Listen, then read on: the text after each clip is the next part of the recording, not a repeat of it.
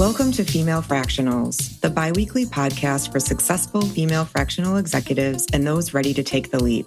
In each episode, I'll bring you actionable lessons and inspiration through interviews with thriving fractional leaders and experts. Let's dive in. Hi, everyone, and welcome to this episode of Female Fractionals.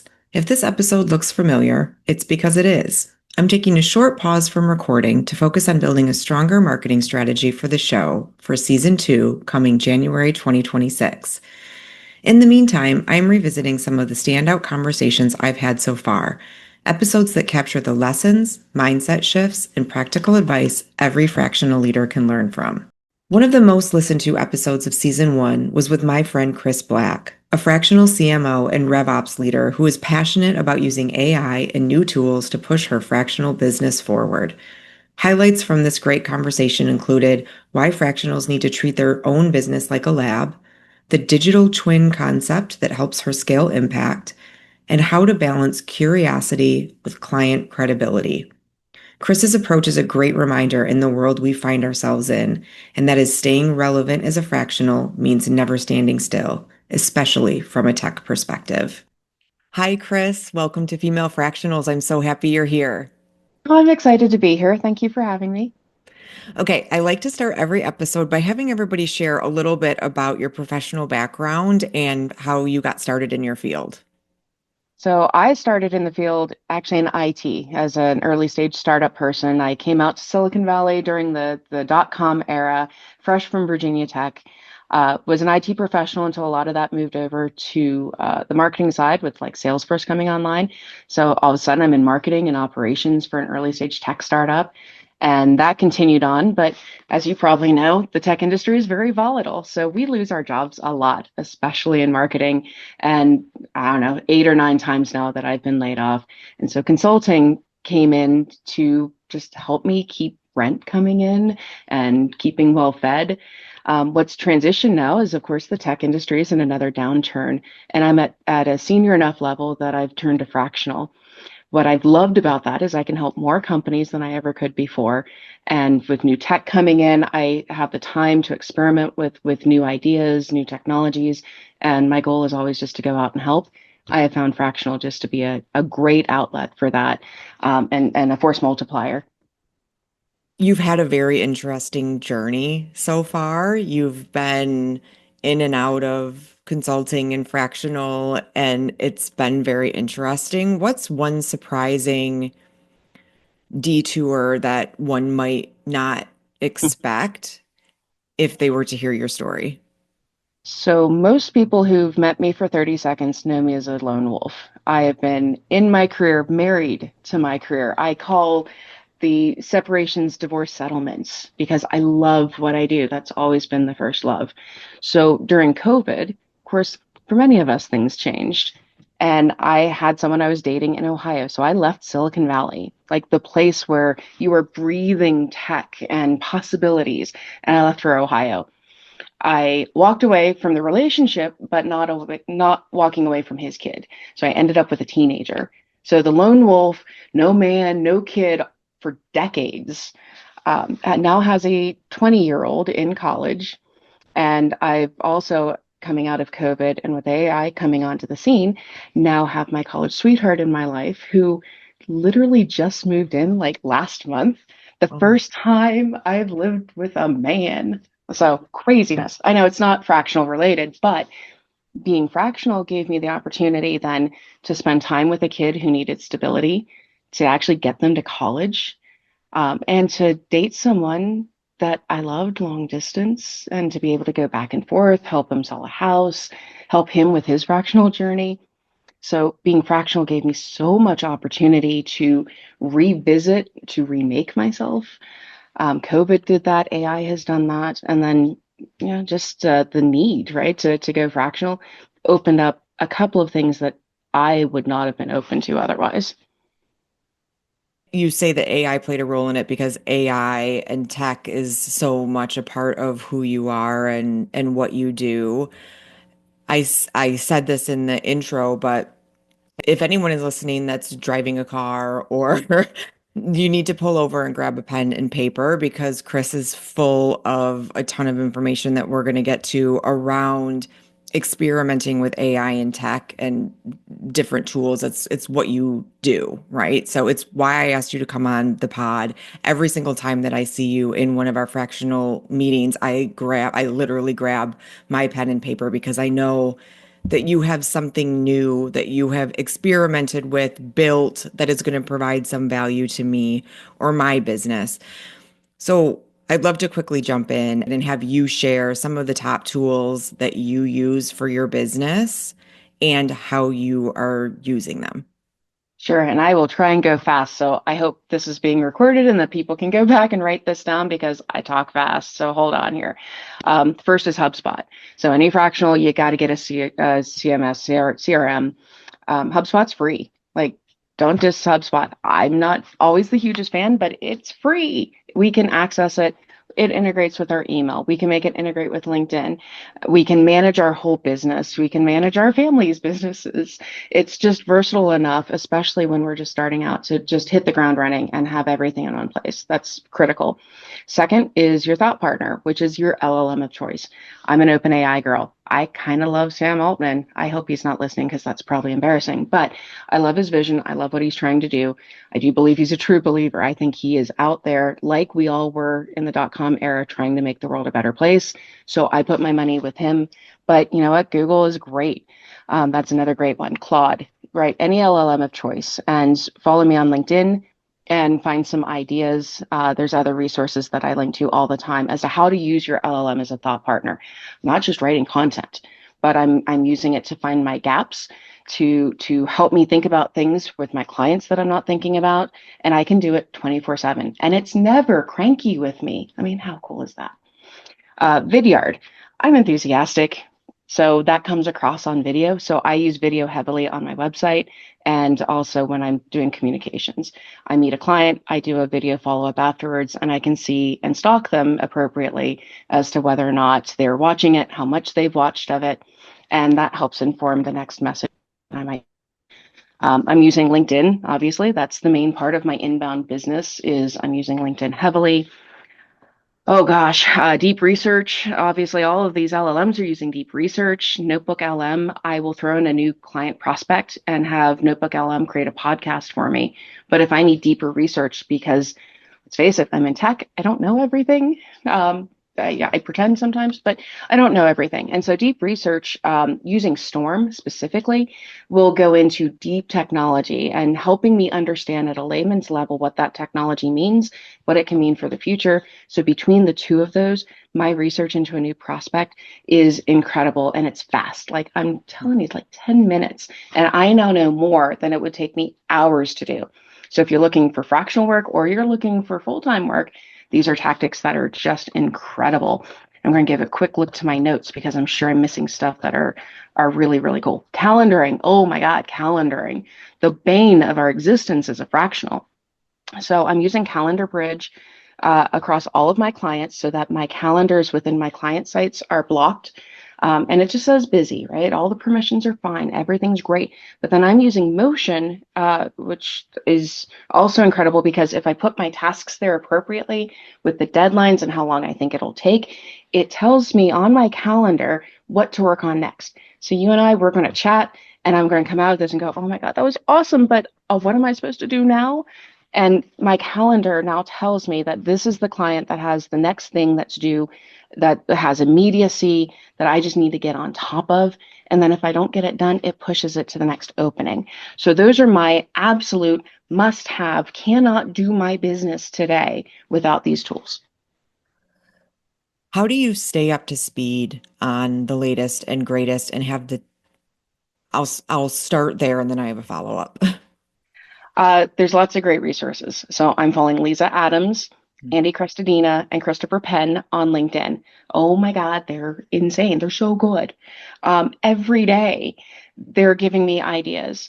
So that's my online digital. I'm listening to the Marketing AI Institute's podcast. Every week, they have a new podcast, sometimes two. It's insane to keep up with, but they will distill all AI knowledge that's important to us on the business side. They're not digging into the nitty-gritty of how to create this stuff, but what does it mean for the rest of us? So I'm insanely grateful. In person, I join local groups. I'm here in Denver, which is beautiful, like insanely beautiful, and lots of cool tech going on. So I'm truly lucky. So the Rocky Mountain AI Interest Group is great. 250. It's intimidating. It's a big room with smart people, but I sit back and I listen. The AI, Women in Colorado AI, some combination thereof. That's a smaller group, and it's women really helping each other. And an AI Pioneers Club, that's kind of a little closed group, is great. And then an AI book club that I'm in. And that kind of helps me think with deep thinkers about this and more existentially of what does this mean. But ultimately, what we can all do, even if we live in the middle of nowhere, is to play. Like, I love to play. That's how we learn when we're kids. Like, why are we not playing anymore? And these tools are set up, they're at such a small price point that we can play. And I'll tell you, I pick the things that I hate to do. Social media. Like, if you've seen me before, you've seen me on social media, it looks like I kind of like it. I don't. This is a thing I hate. So I automate that first. I have a digital twin that's social media that actually likes social media more than I do. And it helps me get that content out in my voice. And then I look at problems that need to be solved for my clients. I do not tell them that I know everything about AI. None of us do. That would be a silly thing to say because it's too new. It's a great equalizer. None of us know everything, not even the great Christopher Penn, who I kind of think is the closest one to that. And so I'm using that to experiment. So, for example, a real example that I've published is an ROI calculator that I did for a client. 3, 4 years ago, that would have been $20,000 and 2.5 months of time and Yeah. agony and pain. I did that in less than 20 hours, taking my time, playing, and I threw all of that onto my LinkedIn so that others who might be intimidated at the idea of creating their own application can see just how easy it is to get that created without having to know deep code. That was a great segue into my follow-up question was just how much time are you spending in the play phase and where do you begin? So you started out by saying, I find the things that I really don't want to be doing and I start there, which is great. So is that kind of your step one? And you Absolutely. literally just start playing? That's what you I just do? start playing. Okay. And I find other people doing stuff that they've done. I'm like, ooh, that sounds cool. So another example, the AI Pioneers Club, Hi Pioneers Club, they did a bad AI art thing last week, a competition. And I'm so sad I did not win, but everyone did such neat work. But it forced us to play with these tools that are getting so good with imaging that I found that the boundaries have been extended so much from the last time that I played with it. I couldn't create truly bad art anymore. All of my tools and tricks before didn't work. I couldn't blow it up. So hats off to like Dolly. Now I'm using Photoshop and Topaz and other tools, but I used to be able to blow Dolly up pretty effectively. It's not the case anymore. And then I heard about other people and how they played and got ideas about how to do stuff. The other play that I did is I'm not very romantic, right? I've never wanted to date, so I'm not a super romantic human. But for Valentine's Day, I wanted to really win Valentine's Day because, competitive. And so I created an album through play where I used ChatGPT to help me write some song lyrics from like the time that we courted in high school and college to the time that we re-met. And then I'm like, one song, that was pretty easy. I throw it into Suno. Like, holy crap, that's cool. And now I want to do more. And so I created more. I suck at this. I suck at songwriting. I can't sing a tune to save my life.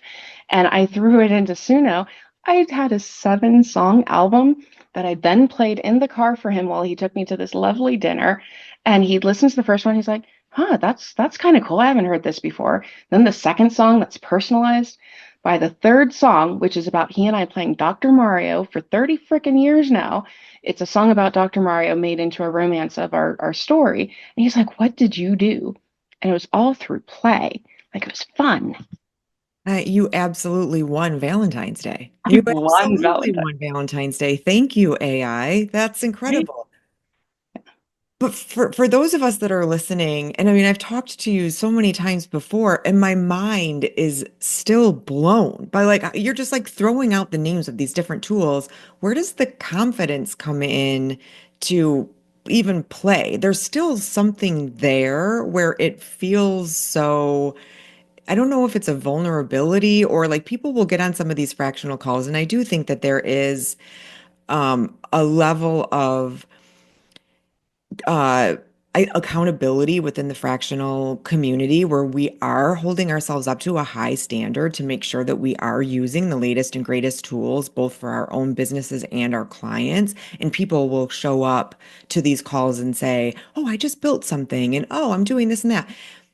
How do you get over the hurdle of and get that confidence boost in using AI? Well, I Or do lean you just into jump in? I mostly jump in because what's it going to do? Is it going to make fun of me? I mean, all of these LLMs want us to like them, so Well, it's you not going can to say program it to be not so nice, but it's hard. It's really hard. Yes. Uh, so for the most part, it's not going to tell you you're an idiot, which is better than our workplaces, especially women, right?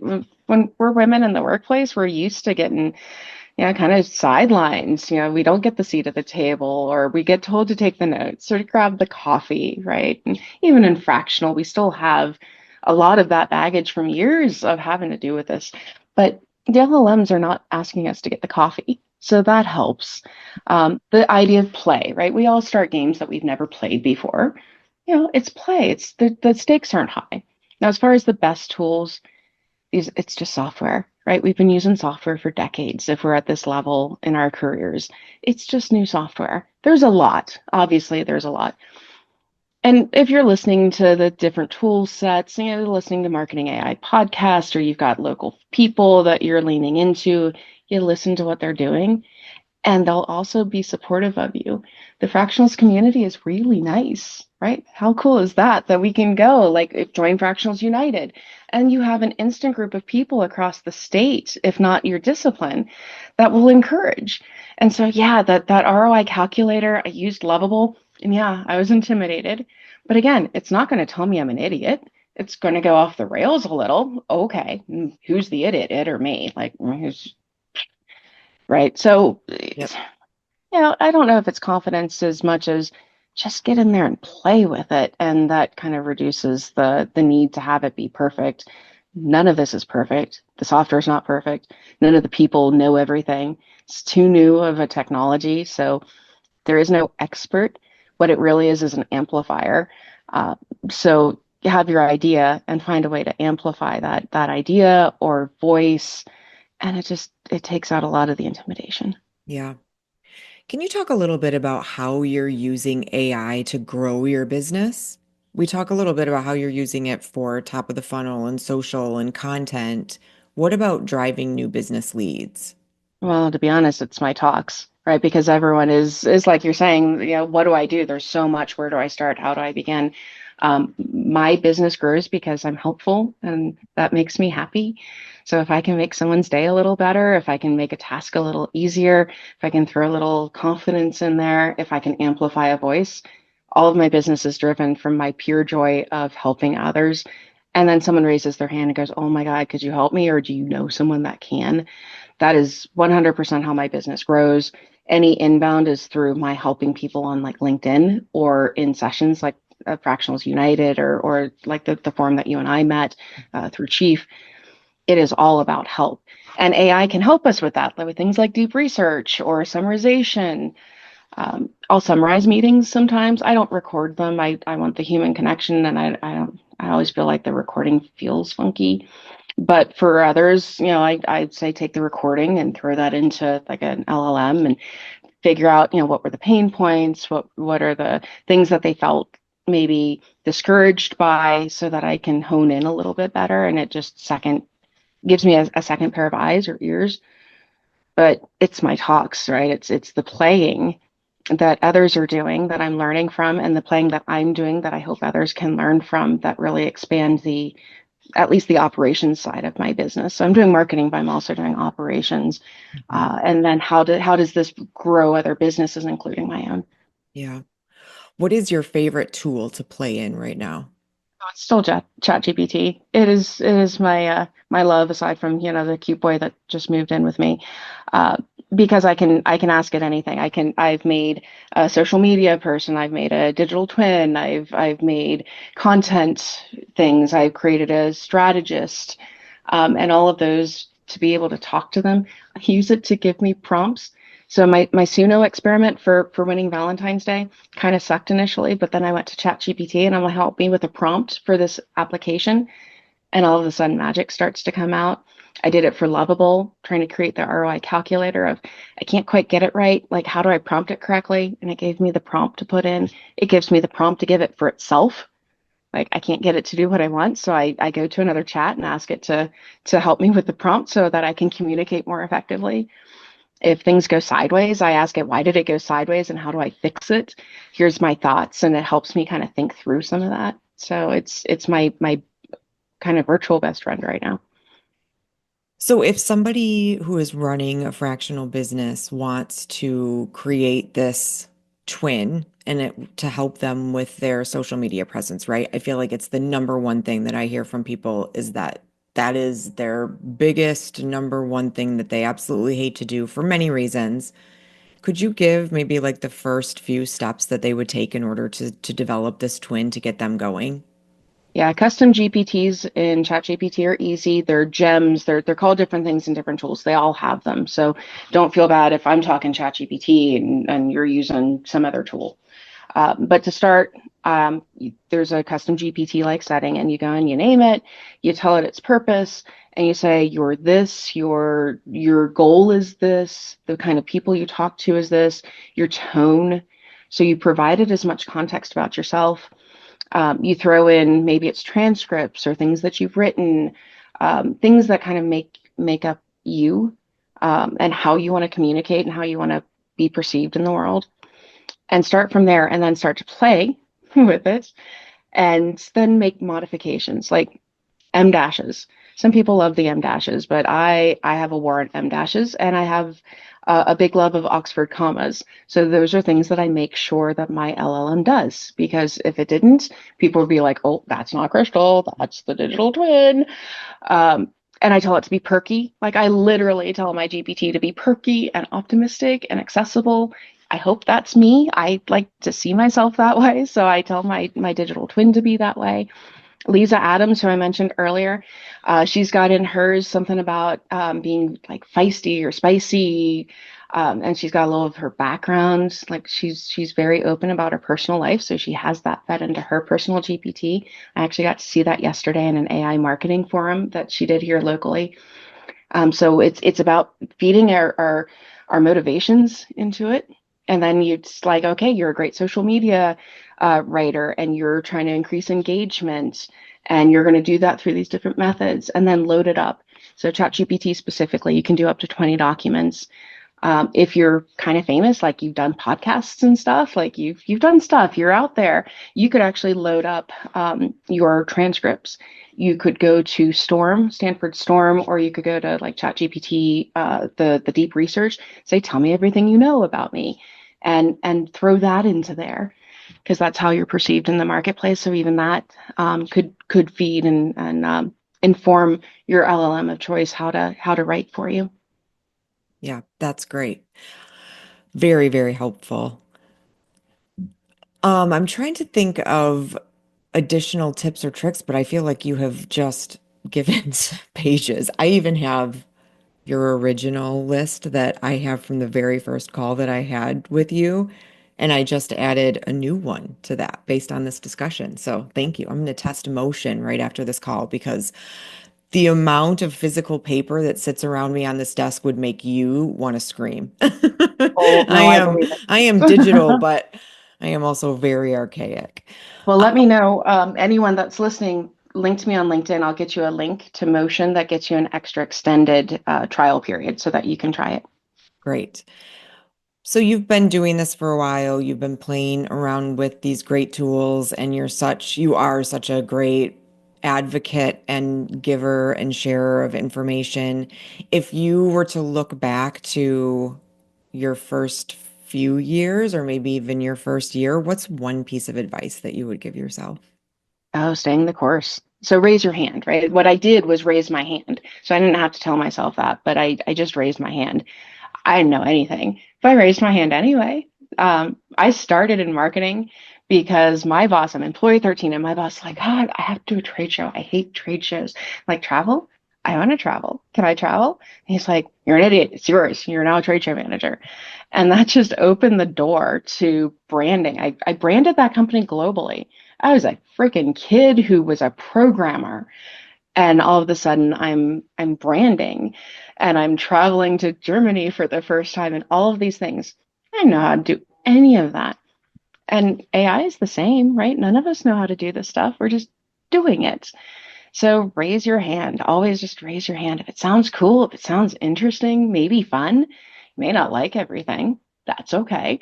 But you learn and you grow, and it is actually fun if you instill kind of the idea of play into this and like, I'm going to try it.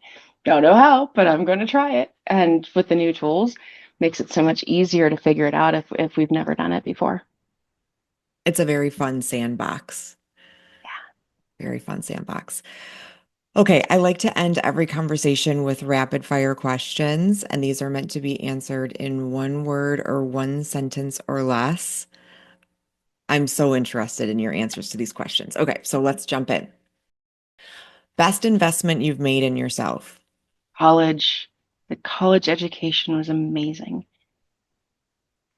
Favorite business book you've read. Radical candor. That's a good one. The last business book you've read. Oof. I don't know what counts as business books.